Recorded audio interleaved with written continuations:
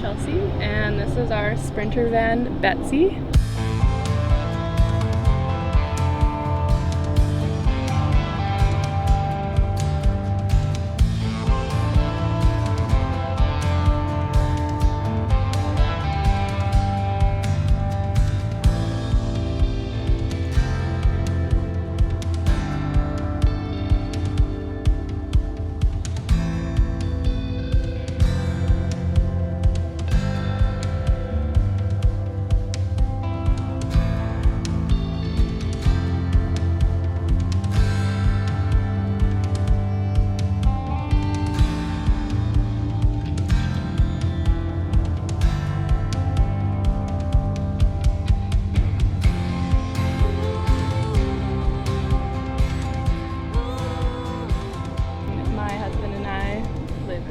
We've been in it for about 7 months.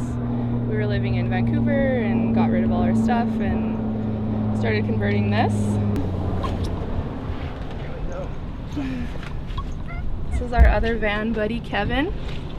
So he travels with us, and he really loves van life, don't you? He also loves being outside, which he wants to do right now. So we bought this van from a used car dealership. Started converting it in our back alley, and we only had an extension cord and a jigsaw. We did the conversion in 6 weeks. It was a wooden box until the weekend before we were due to hit the road, and then we went and worked with a friend of mine who does like interior design for retail and stuff like that, and we cut all the cabinets out on a CNC machine. 3D modeled it. We had lots of friends helping us, and then we just hit the road. So we have 2 big jugs of water. I think they're about 26 liters, and we put our fresh water on a foot pump, so kind of like a sailboat kind of thing, and then we just have a down tube for gray water, so we empty those out.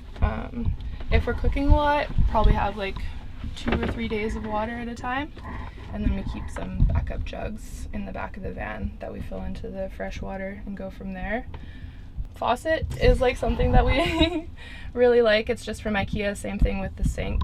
So IKEA was a good place for shopping around for van materials. And then we have a little 12-volt fridge that has a tiny little freezer. It's pretty good. We've run out of power a few times before, and this doesn't hold its temperature very well, so things can melt, so we do have to be like cognizant of that. Yeah, that's our kitchen area. So we're using just like a 2-burner campfire stove that we cook with propane. That's been handy. We have a jet boil attachment, so we make coffee every morning. We love coffee. And then we have lots of storage for food in these guys. And you can see all our chips and chocolate.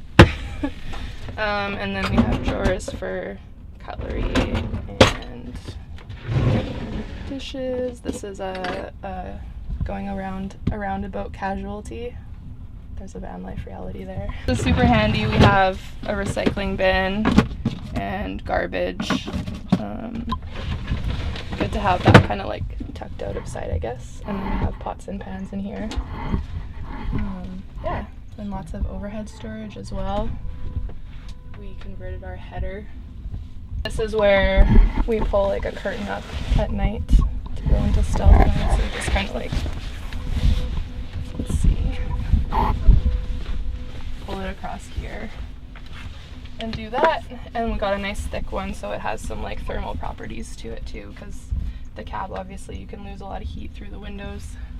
We kind of started with this. It's a propane heater. These are really handy, but you can't run them for very long, so we can kind of like get the van up to like 20 degrees in the evening, and then that's that overnight. But there definitely are some mornings where like you wake up and it's like 5 degrees. It's really hard to get out of bed. And then we also have, the van has an engine preheater that was broken when we got it, and so that was something that after a few months of research my husband was able to find a part to fix it, and that's been like night and day, because it pulls off diesel, and we can run it there. The only thing with that is that sometimes the cat presses the button and turns it on when he's jumping up on the dash, and then it pulls from our starter battery. So we have had 2 dead batteries because of this little guy. So this is all our power. We have 2 deep cell batteries, and then we have some solar on the roof right now. I think we have like 70 watts. That's something that we want to add a little bit more to when the sun comes back. We have like an inverter and all that kind of good stuff, and then we have a thing set up where we can hook up to shore power. So we do have a few friends who lend us an extension cord sometimes and let us charge our batteries, but we also charge while we're driving. And then we also have a little doorbell voltage meter here, so we can kind of check where our battery is at. And anything below 11.4 is kind of like when the fridge cuts out. The lights have never not worked before. We did a lot of YouTube video watching and like kind of like looking at photos on Instagram for setups, for like ideas for inspiration for layout. And then we kind of I think it was the video with the couple from the Sprinter Van Diaries. I'm not sure if you know them. I don't think they've been on the road for a while, but they were talking about how they had their bed just made up all the time because it allowed for them storing their bikes underneath, and that they just didn't want to make their bed every day. And we were like, hey, we're lazy too. Like we don't want to make our bed either. So that really, like, once we locked that in, we kind of like did the design out from there. And so the bed is on some framing that I guess would like kind of be easier to see from the back. But it's a double-size mattress that we bought from IKEA. So we did it based on the dimensions of that, and it's super sturdy. We have like really awesome sleeps in here. Like there's lots of times that we've been invited inside somewhere and we're like, well, we were just gonna sleep in the van. It's so cozy.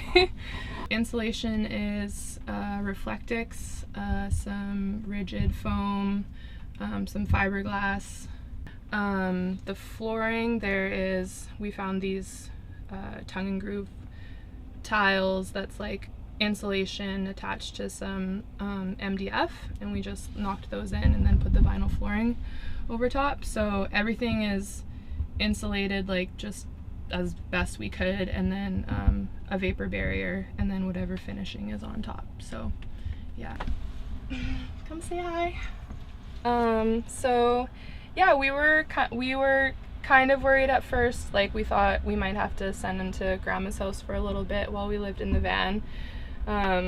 We just didn't want to like stress him out or put him in any dangerous situations. But he's always kind of been a inside-outside cat and has really liked adventures. And so while we were converting the van, I harness trained him, which was really interesting because he'd never been on a harness before. So when I put it on, he thought his legs didn't work. But we just did it every day. And then finally he started kind of like crawling around again. But he likes it. He's been all the way to Manitoba and back. He has been up to Tofino. He's been to the island. We hope to take him to the States one day. Yeah, he's good. We couldn't really imagine van life without him. If we're somewhere safe, we can leave the front window open and he can jump in and out as he likes, which we like, but we have some good communication going for, he gets lots of outside time. Like I'll drive somewhere safe and let him out for a little bit while I'm working or reading or something. Initially started talking about it, actually, we kind of started with talking about moving into an RV. We were up in Revelstoke and we saw a bunch of people getting all the fresh snow first thing in the morning, like camping out in RVs. And we thought, hey, there's 2 of us, like you get a shower and a washroom and all that kind of stuff. But then I went online and kind of did like a RV versus van life like debate search, and when we started doing that, we're like, well, this would be better for us spending more time in cities and going into stealth mode, whereas when you're in an RV you can't really park on residential streets and get away with it. Sprinter van versus cargo van. I'm not sure. I think there were just so many good resources for converting Sprinter vans, such a strong like community around it.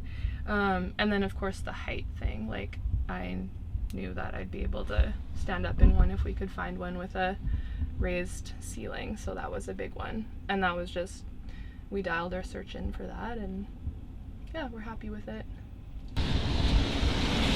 So now we can kind of see like the framing that the bed is on, which is a mixture of like 2x2s and 2x4s.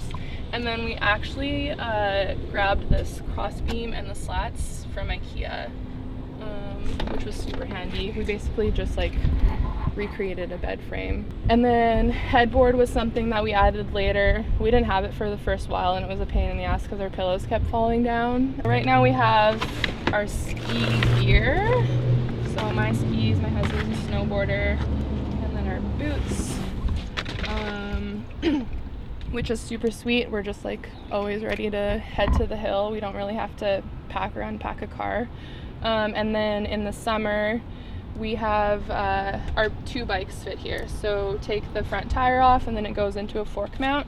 And our bikes come with us everywhere we go without needing any racks on the outside of the van. We just have a bin of tools because there's always work to be done. So when we first moved into the van, my husband's a web developer and he was able to work remotely, and we didn't do the thing where you like save up a lot of money and then just like take time off and travel in the van. Moving into the van was still like having a full-time job and doing that. We got an extra SIM card with like a data plan that we put on like Tether to have some Wi-Fi, and then we kind of just were like doing cafes and stuff like that, or if we're visiting someone, like using their Wi-Fi. But then he switched jobs, and so he is now in an office in Railtown, which is why we have been in Vancouver and like not on the road as much. And then so it's me that's working remotely now. And it just means like I've really had to like learn where I can park the van and then go somewhere that has plugs and some good food and washrooms. It's been good in the sense that I know I have less time, so I have to focus more when I am like set up with my laptop and doing the work.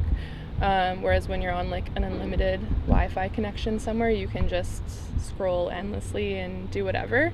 But it is harder for stuff like if you're working with photos or videos, like finding Wi-Fi that's good enough for uploading stuff and being really organized in that regard. What are some challenges that you've found with van life in general?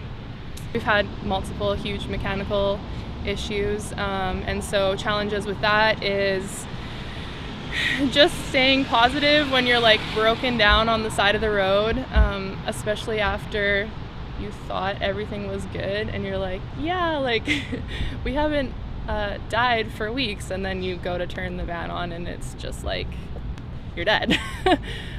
So stuff like that. The challenges are kind of good because they make you adapt, and so you become a lot more flexible. You get a lot more used to living with less things, carrying things on you. Like I have my backpack, it always has my laptop, some like cutlery so that I don't use too much plastic, a water bottle, a charger, and a notebook. And so there's stuff like that that has made me like more organized and more flexible as a person. So I recently launched a freelance web design company. It's called Hand Stitch Studios. It's kind of an homage to my love for working with textiles, but I also really love marketing and social media and everything on the web, and the fact that you can build a business and work from anywhere. And so if someone needs help like building a website for themselves, whether it's a portfolio or an e-commerce platform, or just a website for like a passion project, I worked with individuals and small businesses making websites, and my Instagram for that is handstitched.io, and that's the same website, handstitched.io. Hey everybody, I'm Forrest. I'm the man behind the camera on the video you just saw. And for those wondering, and for those who don't know, I am still making the movie The Reality of Van Life. We're good. Are we rolling? We're rolling. Oh, hell yeah. So what's your story? How come you're living in a van? How come I'm living in a van? I have so many reasons. This is going to be a 45 to 60 minute long feature documentary. At a lot of ways, it's looking at the challenges and the reality of van life. In other ways, it's looking at the broader spectrum of how van life is romanticized on social media and critically and comedically exploring that idea. So if you're interested in that movie, a lot of updates will be on this channel, so stay tuned for that. Feel free to subscribe. There will be lots of updates on the community tab as well as in these films. I'm making this film with the goal to sell it to Netflix. I'm not exactly sure when it will be released, but hopefully sometime this spring for a limited theatrical release, and then people will be able to view it hopefully on Netflix or some other streaming site like that. So thank you all for sticking with me this far in my journey and for watching my YouTube channel and being part of this community. I'll see you guys next week for another alternative living documentary, and stay tuned for more updates about the reality of #vanlife.